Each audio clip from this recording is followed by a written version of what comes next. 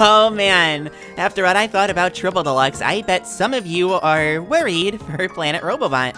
I don't want to spoil my thoughts, but if you've been around the channel for long enough, you already know what I think.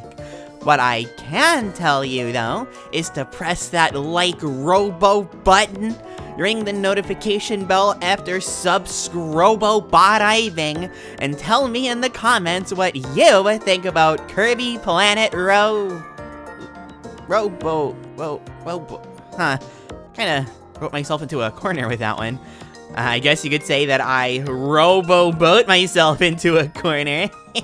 Kirby is, to the surprise of absolutely nobody, taking a nice little nap when suddenly invaders invade. Despite the efforts of Day-to-Day and Mennonite, the invaders succeed and turn Dreamland into a mechanized madhouse. The invaders did not factor in one thing, however. Kirby wakes up from his nap. Seeing everything look all funky, Kirby runs off to save the day. Can you help Kirby and the entirety of Popstar set things back to normal from this robotic invasion?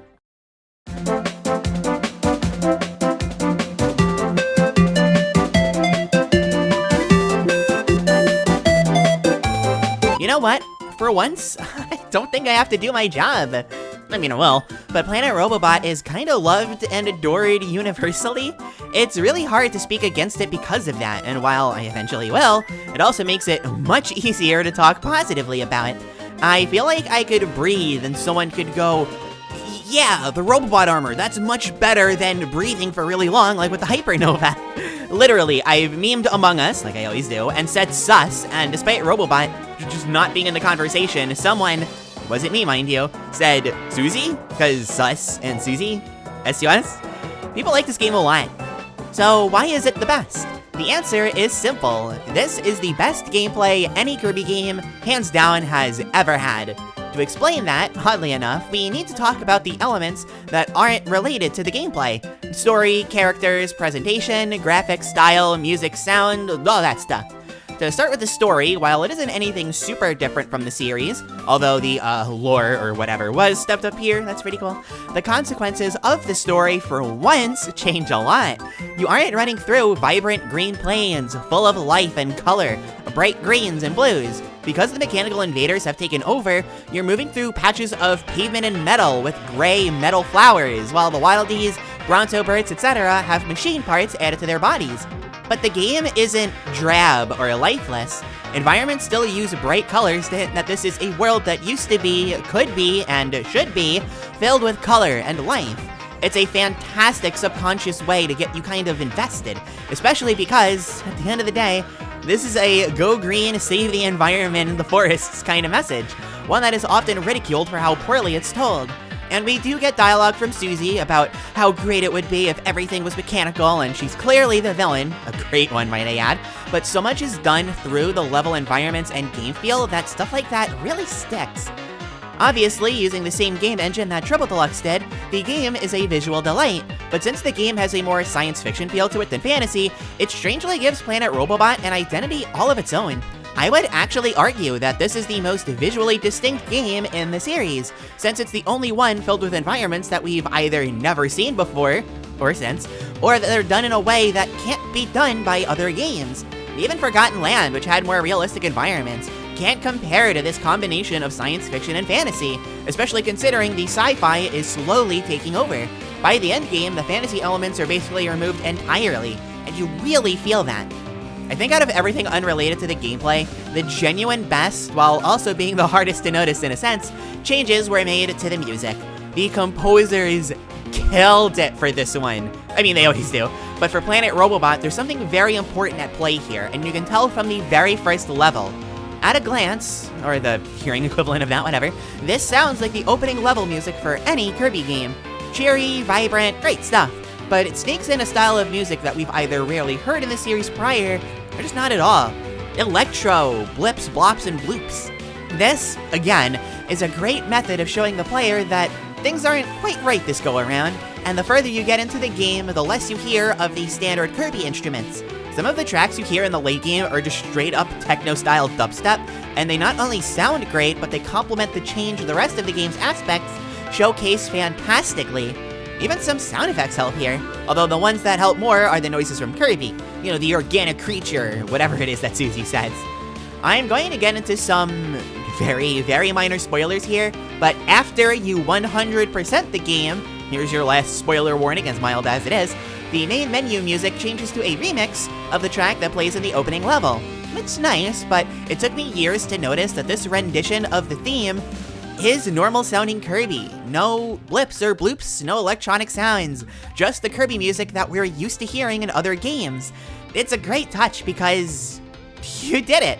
The invaders and the robots and technology are all completely 100% gone. Such a small, brilliant touch to an already amazing soundtrack for an already amazing game. So with all of that said, we're now ready to talk about the gameplay.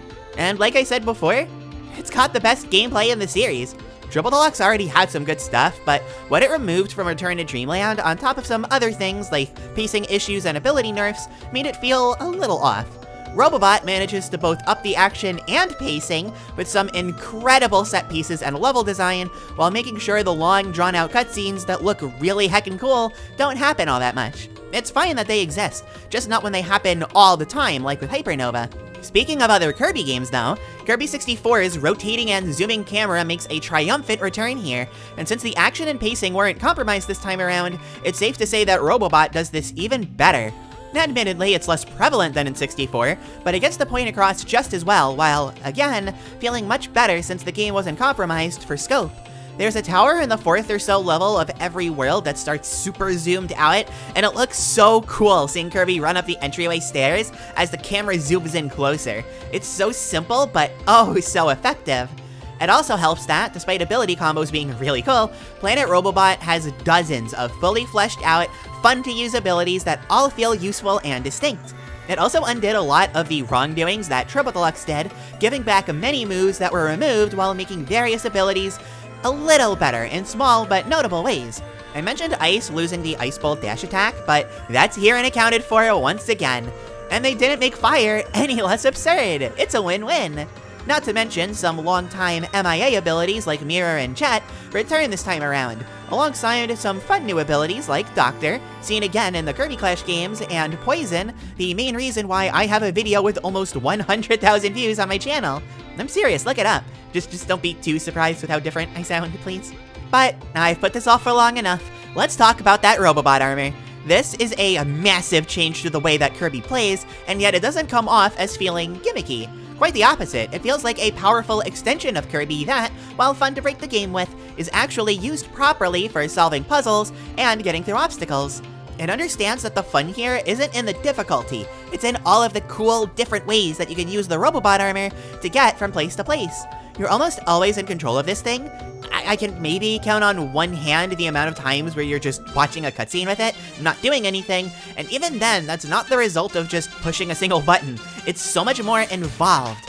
And you know what else? Most of the time, it's optional. If there's one idea that the Robobot armor borrows from the super abilities, I'm glad it was that they're not required, but devs went a step further.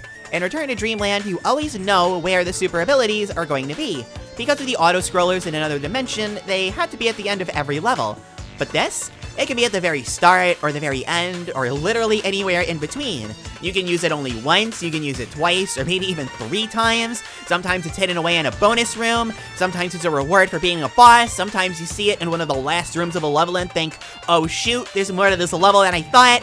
Seeing a huge door that's meant to be there to fit the Robobot armor, when you missed it immediately, it makes you want to go back and find it. It's genius. Things only get even more absurd when you factor in the copy abilities. The selection for the Robobot armor is a lot more limited, but this helps keep the puzzles involving it more focused.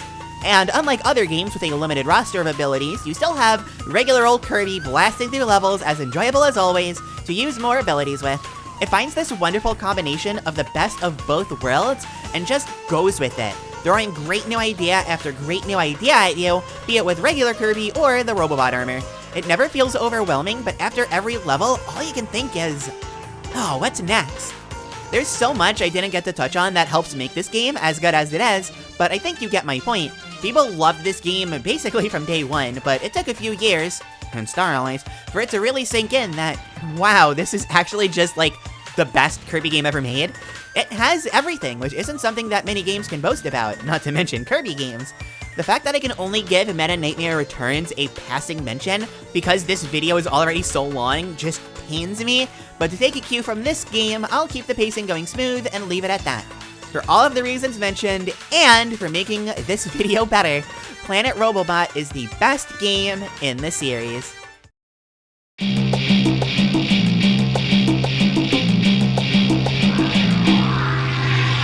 We'll get to that Robobot armor in due time, but the argument to make here is as simple as can be. Look at Return to Dreamland, look at Triple Deluxe, look at Planet Robobot. If you feel like, look at Star Allies, it helps my point, but it isn't necessary. The devs thought they could get around the fact that assets were 100% reused here with the sci-fi theming, but when two games look and feel this similar, nuh-uh. And look, I understand that this isn't technically a series first. Look at Dreamland 1 and 2, Nightmare and Amazing Mirror, even some spin-offs, but this isn't the same. Dreamland 1 and 2 look similar, but there are so many differences with things like enemies, and not just some metal being slapped on them and calling it a day, with backgrounds, and even Kirby and Day-to-Day themselves have some slight touches to make them look and feel different. You can't say that about Nightmare and Amazing Mirror, but the two games play so completely differently, with one being a traditional platformer, and the other being an open-world exploration. Triple Deluxe and Planet Robobot, metal aside, are basically the same thing. No surprise, considering that Robobot was originally going to be Triple Deluxe 2. But it isn't TDX 2, it's Planet Robobot, a new game without the number 2 in the title, and it feels ridiculously lazy and soulless because of it. The only thing that's actually new, aside from some very minor stuff like new abilities, which every game has, is the Robobot armor, and this feels very different to Hypernova. That was an integral part of Triple Deluxe, required for every stage to fill them with even more of that sense of joy and wonder that game evoked. Planet Robobot loses a lot of its identity, which it already barely has, since you don't even need the Robobot armor. You can just skip it in almost every area you need it. While it improves Kirby's offenses for sure, you're made a lot bigger, which makes it a lot easier for you to get hit, and you miss out on your float. What kind of power-up is actually worse than your default character, especially in a game like Kirby, and especially when the offenses don't matter because abilities are so good? And look, you can't try and have the same style of charm and whimsy that Triple Deluxe had with an edgier, techie-style game like Robobot. You can't show these long animations and think, hey, that's pretty nice, I'm glad to have these. That's just not how it works. It only looks cool for so long before they start to get annoying. Triple Deluxe had that feel-good vibe going for it, and trying to have similar stylings here makes things feel really off.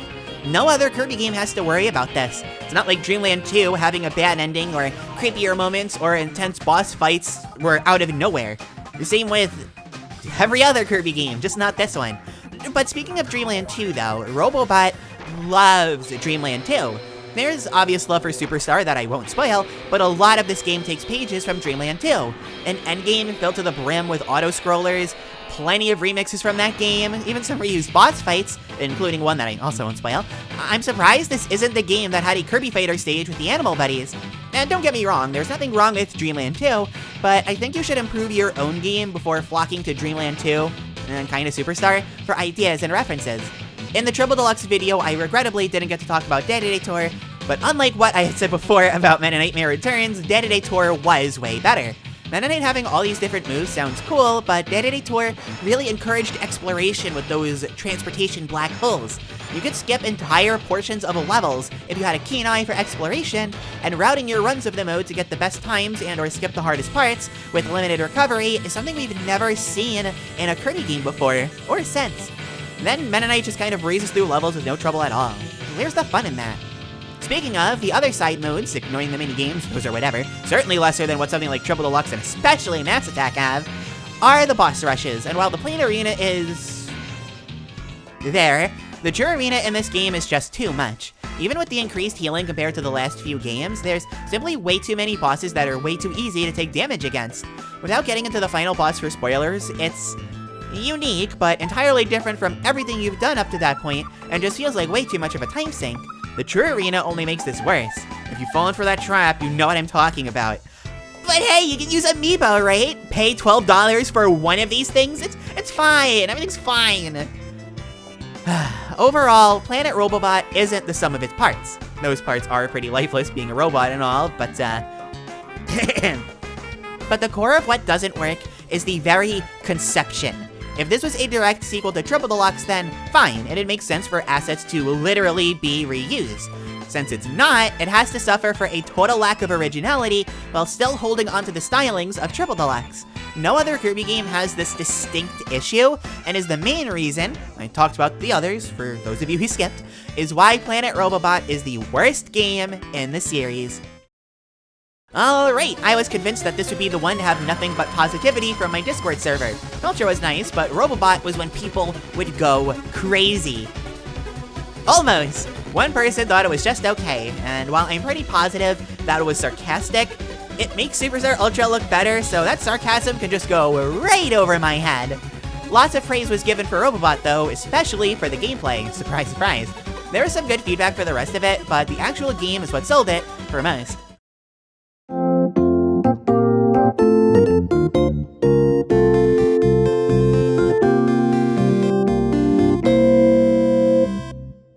Planet Robobot is oftentimes considered the peak of the series in terms of gameplay, and to be frank, it's really hard to disagree. While I think Ultra is the cream of the crop due to the variety and the physics, and Return to Dreamland, for me, barely sneaks into my number 2 spot because of the pacing, I can't think of any other game I like more than Robobot. While I maintain that Superstar Ultra has the least going for it in terms of being the worst, I think Robobot has the most going for it in terms of it being the best. Despite borrowing basically everything from previous games, it has a completely unique identity, one that we haven't seen since. It's got that Kirby game feel, but with dozens of new ideas, set in an environment we're all used to, but ever so slightly different and mechanized to make it feel fresh and new. The pacing was also made a lot better from last time, an issue I'm glad was rectified, considering it isn't mentioned very often, but it is still a major issue. Despite all of the good aspects of the game, the clear winner here is definitely the Robobot armor. It's implemented so well, but very rarely forced on you.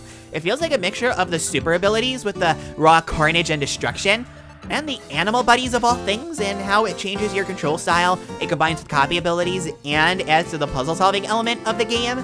You're always in control of the Robobot armor too, very rarely having to sit around and watch things happen. And if it does happen, it's so rare that it isn't nearly as tedious or time-wasting as something like the Hypernova. Anything I said earlier about the Hypernova being better, that's just for the sake of argument. In my book, the Robobot armor crushes the Hypernova in every conceivable way. Speaking of, Meta Nightmare Returns is better than Detonator. Basically ignore everything that I said during the worst segment, excluding what I said about the final boss and maybe the True Arena stuff. The game isn't perfect, and it really does feel like it could be strapped for originality at certain points. Really, there's only one original and traditional boss fight, the rest are reused assets. It's kinda fishy, but it's such a masterclass in most other areas that it's really hard to care. And it isn't like the devs didn't use the fact that they were using borrowed assets to their advantage. It allowed them to flex their creative muscles and go all out with that sci-fi theming. Sci-fi and fantasy are literally the same thing, only one has sci and one doesn't. So seeing how different the entire experience is, right down to almost every piece of music having some form of electro to it, is crazy. As per usual with Kirby, it came out when hype towards the console it was on, the 3DS, was dying down, but the overwhelming majority of people who played it still see it as the best in the series. That has to count for something, right?